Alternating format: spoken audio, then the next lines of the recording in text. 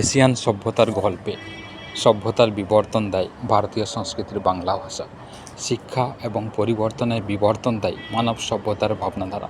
কতই না সংস্কৃতির গল্প, হিমালয়ের গল্প, সভ্যতা থায় সংস্কৃতির গল্প রয়।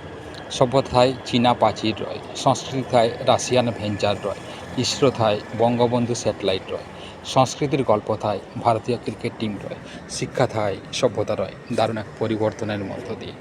সাহিত্যের গল্প থায় চীনা ফুটবল এর গল্প রয়, সভ্যতা থায় পরিবর্তন রয় সংস্কৃতির মধ্য দিয়ে। কত সংস্কৃতি, কত ভাবনা, কত যে ঐতিহ্য রয়, কতই না মাতৃভাষার মাতৃদেশ রয়, সভ্যতা থায় পরিবর্তন রয় দারুণ এক সভ্যতার মধ্য দিয়ে।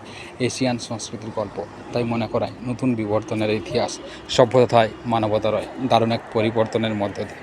শিক্ষা থায় দারুণ এক শিক্ষায়, ভাবনায় এবং ইতিহাসের মধ্য দিয়ে।